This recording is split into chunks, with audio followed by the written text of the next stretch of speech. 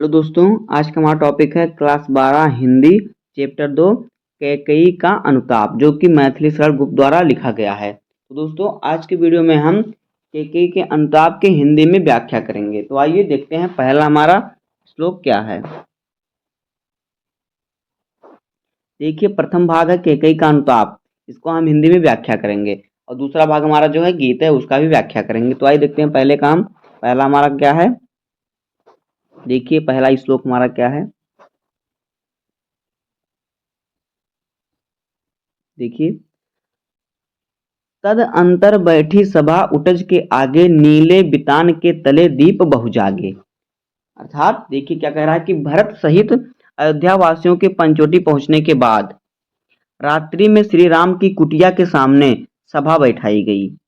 तद अंतर बैठी सभा उटज के आगे। तो देखिए, नीले नितान के तले दीप बहु जागे, जिसे देखने पर ऐसा प्रतीत हो रहा था कि मानो आकाश रूपी मंडप के नीचे बहुत सारे तारे रूपी जगमगा रहे हैं। बहुत सारे तारे, दीपक रूपी तारे जगमगा रहे हैं सभा के लिए, ऐसा प्रतीत हो रहा था। टकटकी लगाए नयन सुरों के थे वह, परिणामोत्सुक उन भयातुरों के थे वह। देखिए, तो जब वो सभा लगाए बैठे हुए थे, जैसा प्रतीत हो रहा था कि आकाश रूपी मंडप के नीचे बहुत सारे दीपक रूपी तारे जगमगा रहे हैं सभा के लिए। जानने वाले महत्वपूर्ण निर्णय के परिणाम को जानने के लिए, मतलब जो सभा के लिए महत्वपूर्ण निर्णय का परिणाम होने वाला था, उसको जानने के लिए, परिणाम जानने के लिए उत्सुक देवतागण भी वहां पर एकटक नजर गड़ाए हुए थे। कह रहा है ना, टकटकी लगाए नयन सुरों के थे वह, परिणामोत्सुक उन भयातुरों के थे वह। तो देवता भी एकटक नजर लगाए हुए बैठे थे उसका परिणाम जानने के लिए। सभी इस बात से भयभीत थे कि कहीं भरत के आगमन का श्री राम कुछ और अर्थ निकालकर कोई कठोर निर्णय ना लें। देखिए, उत्फुल्ल करौंधी कुंज वायु रह रहकर करती थी सबको पुलक पूर्ण मह मह कर। तो देखिए, वहां का प्राकृतिक सौंदर्य अनुपम था। खिले हुए करौंद पुष्पों से भरे हुए बगीचों से रह रहकर आने वाली मंद मंद शीतल सुगंधित पवन वहां पर उपस्थित लोगों को पुलकित कर रही थी, यानी कि ठंडा कर रही थी, पुलकित कर रही थी। और देखिए, वहां क्या था। देखिए, वहां ऐसा चांदनी चिटक रही थी कि जिसका अत्यंत मिलना दुर्लभ है। देखिए, वह चंद्रलोक था, वह चांदनी वैसी, प्रभु बोले गिरा गंभीर नीर निध जैसी। देखिए, वहां ऐसी मनोहर चांदनी छिटक रही थी जिसका अन्यंत्र मिलना दुर्लभ था, मतलब कहीं और मिलना दुर्लभ था। वह सभा चंद्रलोक सी प्रतीत हो रही थी। वह चंद्रलोक था, वह सभा चंद्रलोक सी प्रतीत हो रही थी। वह चांदनी वैसी थी। अलौकिक दृश्यों से परिपूर्ण उस शांत सभा में श्री राम ने सागर दृश्य अति गंभीर स्वर में बोलना प्रारंभ किया, है ना। गंभीर नीर निधि जैसी, मतलब सागर दृश्य से अति गंभीर स्वर में बोलना श्री राम ने प्रारंभ किया। अगला देखिए, अगला श्लोक क्या है। देखिए, हे भरत भद्र अब कहो अभिपिसित अपना, सब सजग हो गए भंग हुआ ज्यों सपना। जब राम अपने अनुज भरत से कहते हैं कि अब तुम अपनी इच्छा व्यक्त करो, वहां उपस्थित सभी लोग वैसे सावधान हो जाते हैं जैसे स्वप्न टूटने पर कोई व्यक्ति भंग हुआ, जैसे सपना, जैसे स्वप्न टूटने पर कोई व्यक्ति शांत हो जाता है, उसी प्रकार से वहां पर उपस्थित सभी लोग शांत हो गए। हे आर्य रहा क्या भरत अभिपिसित अब भी, मिल गया अकंटक राज्य उसे जब तब भी। यह कहने का तात्पर्य है कि देखिए, सभी लोग राम संवाद भरत को सुनने और उसका परिणाम जानने के लिए व्याकुल थे। राम की बात सुनकर भरत कहते हैं कि देखिए, हे आर्य रहा क्या भरत अभिपिसित अब भी, मिल गया अकंटक राज्य उसे जब तब भी। तो देखिए, क्या कहा भरत ने, क्या कहा राम से कि हे आर्य, अब भला मेरी और क्या अभिलाषा शेष होगी जब मुझे अयोध्या का एक छत्र राज्य और आपको वनवास मिल गया। आगे देखिए, तो क्या हुआ। आगे देखिए, उन्होंने क्या कहा पाया तुमने तरु तले अरड़े बसेरा रह गया अभिपिसित शेष तद्यप क्या मेरा। तो क्या कहा भरत ने उन्हें, देखिए पिताजी ने भी दुख में तड़प तड़प कर प्राण त्याग दिए, ऐसे में भला इसे अभागे की और क्या चाह पूरी होनी है, पूरी होनी शेष होगी। कह रहा ना, तनु तड़प तड़प तात ने त्यागा क्या रहा अभिसित तथापि अभागा। मतलब कि पिताजी ने भी दुख में तड़प तड़प कर प्राण त्याग दिए, तो ऐसे भला इस अभागे की और क्या इच्छा हो सकती है या पूरी होनी बाकी है। इस प्रकार से भरत ने दुखपूर्ण शब्दों में राम के सम्मुख अपनी मनोदशा व्यक्त कर दिया। उन्हें राम लक्ष्मण और सीता का पेड़ के नीचे वन निवास करना अत्यधिक कष्ट पहुंचा रहा है। अगला श्लोक देखिए। हाँ हाँ, इसी अयस के हेतु जनन था मेरा, निज जननी ही के हाथ हनन था मेरा। भरत अपने भाग को कोसते हुए कहते हैं राम से कि विधाता ने मुझे इसी अपयस हेतु जाना जन्म देना था, अपनी ही माता के हाथों मेरा वध करने के लिए। भला बताएं आर्य, अब कौन अपीसित और आर्य वह किसका, संसार नष्ट है भ्रष्ट हुआ घर जिसका। कि उस व्यक्ति की क्या शेष इच्छा रही होगी जिसका घर संसार सब कुछ नष्ट हो गया।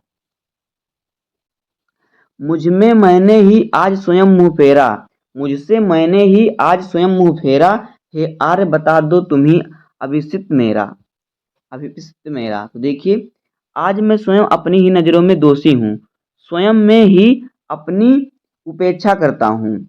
ऐसे में आप कहें आर्य कि मेरी कौन सी मनोकामना शेष रह गई होगी। देखिए आगे, प्रभु ने भाई को पकड़ हृदय पर खींचा, रोदन जल से सविनोद उन्हें फिर सींचा। देखिए, भरत की विषादपूर्ण बात को सुनकर राम ने अपने अनुज को हृदय से लगा लिया। प्रसन्नता के कारण उनकी आंखें भर आईं और उन्हें भावुक होकर क्या कहा, भरत की प्रशंसा करते हुए कहा, उसके आशय की थाह मिलेगी किसको, जनकर जननी ही जान न पाई जिसको। उन्होंने कहा कि जिसे स्वयं जन्म देने वाली माता ही ना समझ सकी, भला उसके हृदय की गहराई को कौन समझ सकेगा। जब राम ने किससे कहा, भरत से कहा। अगला देखिए, अगला श्लोक देखिए, यह सच है तो अब लौट चलो तुम घर को, चौंके सब सुनकर अटल कैकई स्वर को। राम की इस बात को सुनकर कि भरत को स्वयं उसकी माता भी ना पहचान सकी, कैकई कहती हैं कि यदि यह सच है तो अब तुम अपने घर लौट चलो, अर्थात मेरी मूर्खता को भूलकर अयोध्या चलो, जिसके परिणाम स्वरूप मैंने तुम्हारे लिए वनवास की मांग की थी। कैकेयी के मुख से दृढ़ स्वर में कही गई इस बात को सुनकर सब विस्मित रह गए और अचानक उनकी आंखों को देखने लगे। उनकी आंखों को देखने लगे। उस समय विधवा रूपी स्वर्ण वस्त्र धारण कर ऐसी प्रतीत हो रही थी। देखिए यहाँ पे, देखिए आप किस प्रकार से, इस श्लोक में देखिए आप, देखिए सबसे रानी की ओर अचानक देखा, सबने रानी की ओर अचानक देखा, वैद्यो तुस्वारावृता यथावित लेखा। तो अचानक देखने पर लगे जैसे कि सबने रानी की तरफ क्या अचानक से देखा। उस समय विधवा रूपी श्वेत वस्त्र धारण किए ऐसी प्रतीत हो रही थी मानो कि कोहरे में चांदनी को ढक लिया हो। बैठी थी अचल यथापि असंग तरंग, वह सिंगी अब थी वह गोमुखी गंगा। स्थिर बैठी होने के पश्चात भी उनके मन में विचारों की अनगिनत तरंगे उठ रही थी।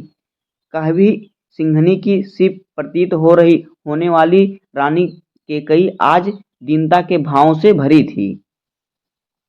आज वह गंगा के सदृश शांत, शीतल और पावन थी। कैकेयी आगे कहती है कि, देखिए कैकेयी आगे क्या कहती हैं, हाँ जनकर भी मैंने ना भरत को जाना, सब सुन ले तुमने स्वयं अभी यह माना।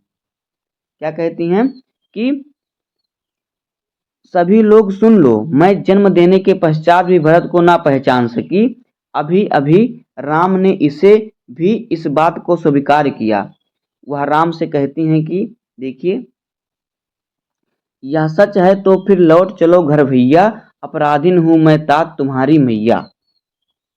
कि यह सच है तो तुम लौट चलो घर। देखिए अभी अभी उन्होंने क्या कहा कि यह बात अगर सच है, ये तुम्हारी बात सच है कि तुम्हारे अयोध्या लौट, तो तुम अयोध्या लौट चलो। अपराधीन हूं मैं भरत नहीं, तुम्हें वन में भेजने का अपराध मैंने किया है, इसके लिए मुझे दंड चाहे दो, मैं उसे स्वीकार कर लूंगी, परंतु घर लौट चलो, अन्यथा लोग भरत को दोषी मानेंगे। आगे देखिए अगला श्लोक। दुर्बलता का ही चिन्ह विशेष शपथ है, पर अबला जन के लिए कौन सा पथ है। कैकेयी कहती है कि भरत की सौगंध खाते हुए कहती है कैकेयी कि सौगंध खाने से व्यक्ति की दुर्बलता प्रकट होती है, परंतु स्त्रियों के लिए इसके अतिरिक्त अन्य कोई उपाय नहीं है।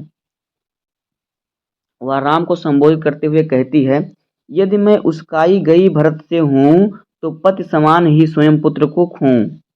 कहती है कि हे राम, मुझे तुम्हारे वनवास के लिए भरत ने नहीं उकसाया। यदि यह सच नहीं है तो मैंने पति के समान अपने पुत्र को भी खो दूं या खो बेलूं।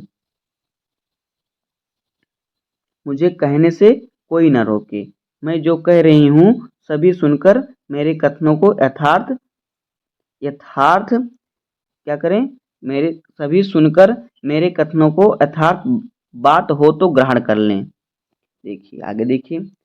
ठहरो मत रोको मुझे, कहूँ सो सुन पाओ, यदि उसमें सार उसे तो सब चुन लो। मतलब कह रहे हैं कि मुझे कोई कहने से ना रोको, मैं जो कह रही हूँ सभी सुनकर मेरे कथनों में कोई यथार्थ बात हो तो उसे ग्रहण कर लो, मुझे यह ना सहा। करके पहाड़ सा पाप मैं मौन रह जाऊं, राई भर भी अनुताप ना करके पाऊं। क्या कहा उन्होंने, उन्होंने कहा कि मैं इतना बड़ा पाप करके थोड़ा भी पश्चाताप प्रकट ना करूं और मौन रह जाऊं, और मौन रह जाऊं। कैकेयी की यह सब बात कहने के दौरान दौरान तारों से भरी चांदनी ओस के रूप में अश्रुजल बरसा रही थी। थी सनछत्र शशि निशा, ओस टपकाती रोती थी नीरव, सभा हृदय धपकाती।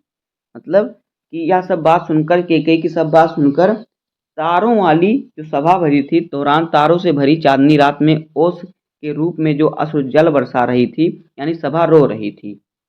नीचे मौन सभा हृदय थपथपाते हुए रुदन कर रही थी।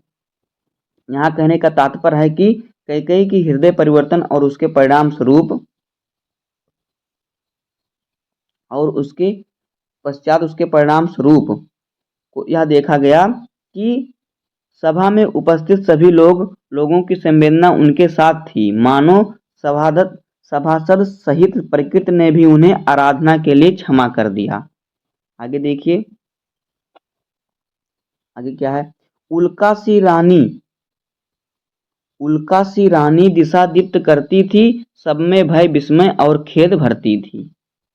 इसका अर्थ देखिए क्या हो जाएगा कि रानी कैकेयी जिसने अपनी अनुचित मांग से पूरे अयोध्या और वहां के निवासियों का जीवन अस्त व्यस्त कर दिया था, आज पश्चाताप की अग्नि में जलकर चारों ओर सद्भाव की किरणें बिखेर रही थी। उनके इस नए रूप के परिणामतः वहां उपस्थित लोगों में एक साथ भय, आश्चर्य और शोक के भाव उमड़ रहे थे। अगला श्लोक देखिए।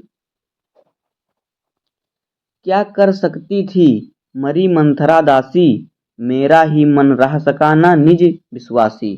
कैकेयी मंथरा को निर्दोष बताते हुए कहती हैं कि मंथरा तो साधारण स्त्री दासी है, साधारण सी दासी है, वह भला मेरे मन को कैसे बदल सकती है। सच तो यह है कि मैं स्वयं ही मेरा मन अविश्वासी हो गया था। जल पंजर गत अब अरे अधीर अभागे, वह जो ज्वलित भाव थे स्वयं मुझी में जागे।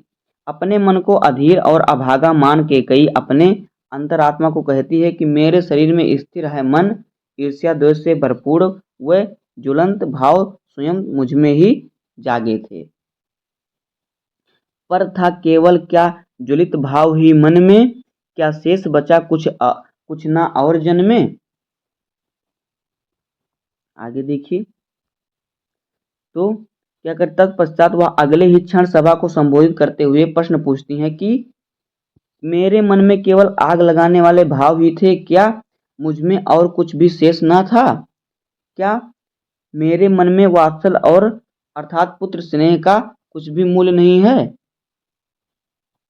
आगे देखिए, कुछ मूल्य नहीं वात्सल मात्र क्या क्या तेरा, पर आज अन्न सा हुआ वत्स भी मेरा। मतलब कि मेरे मन में केवल आग जलाने के अलावा कोई भी भाव नहीं है क्या, मुझ में और कुछ शेष नहीं है, मेरे मन में अपने पुत्र स्नेह के लिए कुछ भी मूल्य नहीं है।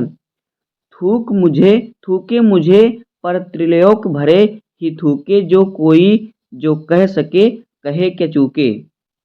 आगे देखिए, किंतु किंतु हाय आज स्वयं मेरा पुत्र ही मुझ में पराये की तरह व्यवहार करता है। अपने कर्मों पर पछताए हुए केकई आगे कहती है कि तीनों लोक अर्थात धरती आकाश पाताल मुझे क्यों न धिक्कारे, मेरे विरुद्ध जिसके मन में जो आए वह क्यों न कहे।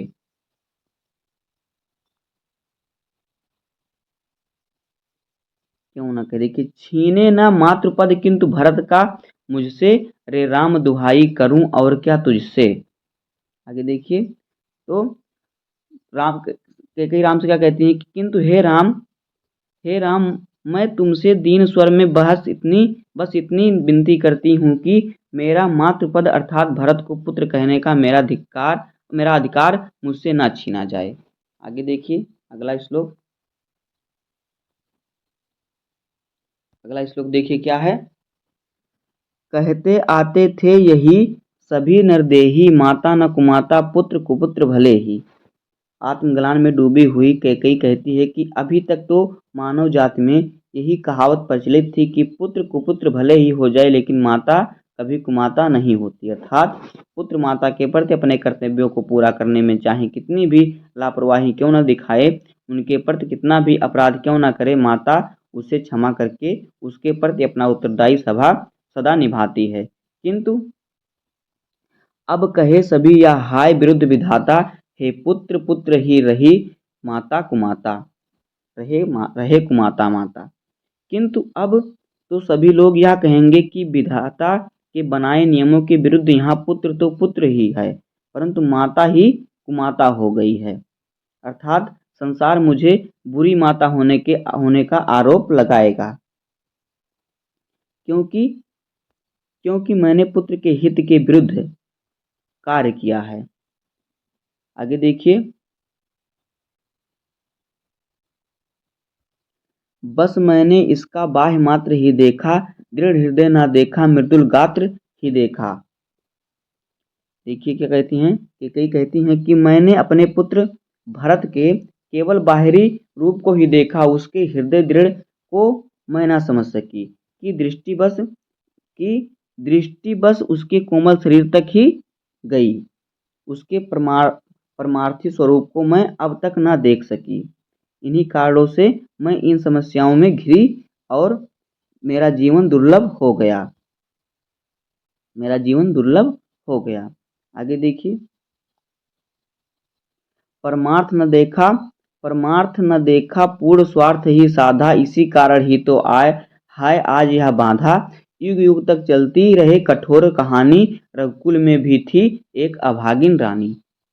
देखिए क्या कह रही हैं कैकेयी कह रही हैं कि मैंने अपने पुत्र भरत का केवल बाहरी रूप ही देखा, उसके दृढ़ हृदय को मैं ना समझ सकी, मेरी दृष्टि बस उसके कोमल शरीर तक गई, उसके परमार्थी स्वरूप को मैं अभी तक ना देख सकी। इन्हीं कारणों से आज मैं इस समस्याओं में घिरी हूँ और मेरा जीवन दुर्लभ हो गया। अब तो तीनों युगों तक मैं दुष्ट माता के रूप में जानी जाऊंगी, मुझे याद कर लोग कहेंगे कि रघुकुल में एक अभागिन रानी थी जिसे स्वयं उसके पुत्र ने उसे त्याग दिया था। आगे देखिए, अगला श्लोक देखिए, निज जन्म जन्म में सुने जीव यह मेरा, धिक्कार उसे था महास्वार्थ ने घेरा, 100 बार धन्य वह एक लाल की माई, जिस जननी ने जना भरत सा भाई।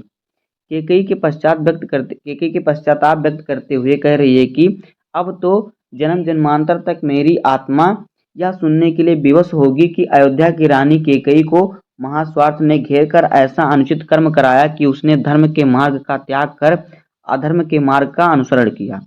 केकई की इन बातों को सुनकर सब राम सहित सभासदों ने एक स्वर में कहा कि भरत जैसा महान पुत्र रत्न को जन्म देने वाली माता को 100 बार धन्य है। यहाँ सभी लोगों को एक मत के केकई के निर्दोष कहा जा रहा है। आगे देखिए, पागल सी प्रभु के साथ सभा चिल्लाई, 100 बार धन्य वह एक लाल की माई। हाँ लाल उसे भी आज गमाया मैंने, विकराल कुयस ही यहाँ कमाया मैंने। देखिए, भरत जैसे पुत्र को जन्म देने वाली जैसी जो माता को सभी ने एक स्वरों में सभी लोगों ने 100 बार धन्य है। अतः यह यहाँ सभी लोगों द्वारा एक मत से केकई को निर्दोष कहा जा रहा है।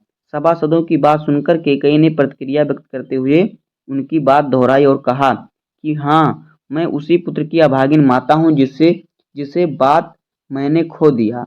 वह पुत्र भी अब मेरा नहीं रहा। सॉरी, यहाँ पुत्र रहेगा, वह पुत्र भी अब मेरा नहीं रहा। उसने मुझे माता बनाने से इनकार कर दिया है।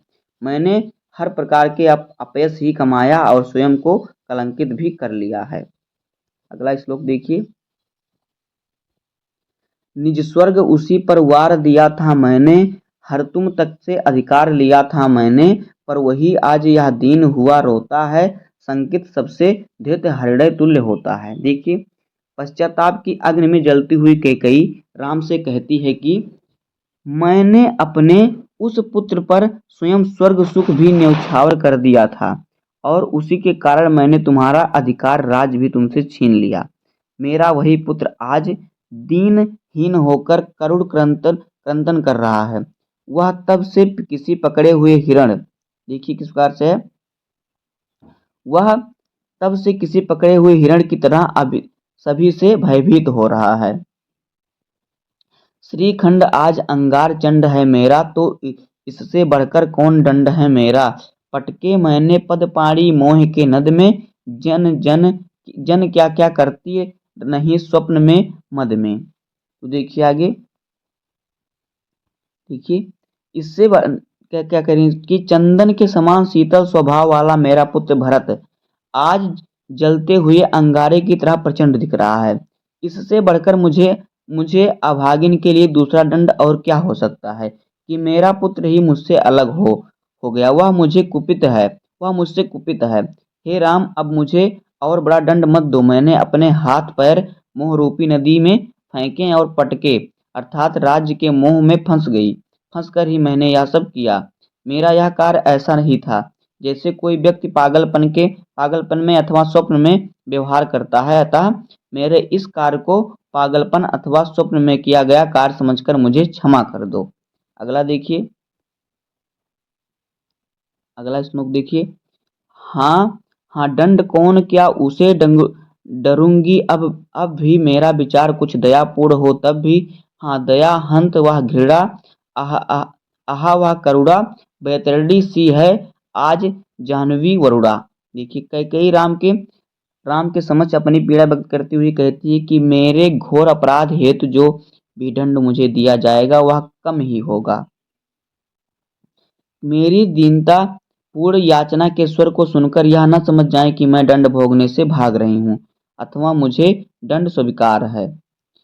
वस्तुतः आज दया घृणा करुणा सबने अपने अर्थ खो दिए हैं। आज गंगा वरुणा जैसी पावन नदियां भी मेरे लिए नरक की भांति अति दूषित नदी बैतरणी बन गई है। मैं सभी सज्जन व प्रबुद्ध लोगों से कहती हूँ, देखिए, सह सकती हूँ चिर नरक सुने सुरविचारी, पर मुझे स्वर्ग की दया दंड से भारी। लेकर अपना यह कुलिस कठोर कलेजा मैंने इसके लिए तुम्हें वन भेजा। क्या कह रही है कि मैं लंबी अवधि तक नरक का दुख भोग सह सकती हूँ, किंतु स्वर्ग पाने की याचना का भार मुझ में नहीं सहा जाएगा, क्योंकि वह नरक की पीड़ा से कहीं बढ़कर है। कैकेयी आगे कहती है कि हे राम, जिसे जिसके भरत के लिए अपने हृदय को वज्र सा कठोर बनाकर तुम्हें वन भेजा, आज उसी हितार्थ तुम रूठना छोड़ दो और घर चलो इसी के लिए।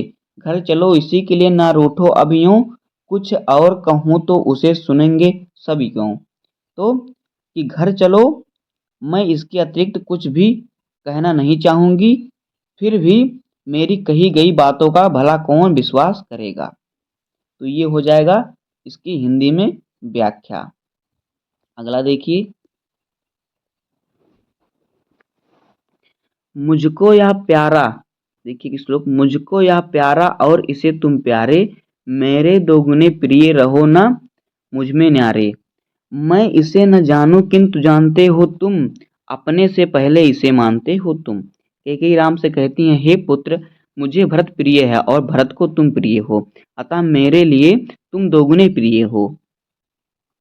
इस कारण तुम मुझ में अलग न रहो। यह सत्य है कि मैं भरत को अब तक न पहचान सकी, किंतु तुम इसे पूर्ण रूप से जानते हो और स्वयं इससे बढ़कर प्यार करते हो। तुम भ्राताओं का प्रेम परस्पर जैसा, यदि वह सब पर यों प्रकट हुआ वैसा, तो पाप दोष पर पूर्ण दो दोष है मेरा, मैं रहूं पंकिला पद्य कोश है मेरा। तुम दोनों भाइयों के आपसी प्रेम की अभिव्यक्ति के प्रभाव से आज मेरे पाप का दोष भी पूर्ण के संतोष में परिणित हो गया है। कैकेयी आगे कहती है कि कि कीचड़ के समान होने पर भी मुझ में इस बात का संतोष है कि मैंने अपनी कोख से कमल रूपी रत्न भरत को जन्म दिया है।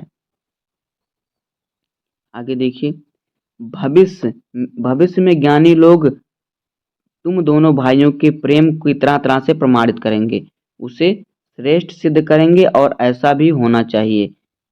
किंतु एक विवश माँ के लिए इन तर्क वितर्कों का भला क्या महत्व है। देखिए क्या कहती हैं कि आगत ज्ञान आग, आगत ज्ञानी जन उच्च भाल भाल ले लेकर समझावें तुमको अतुल युक्तियां देकर, मेरे तो एक अधीर हृदय है बेटा, उसने फिर तुमको आज भुलाकर आज भुजा भर भेंटा।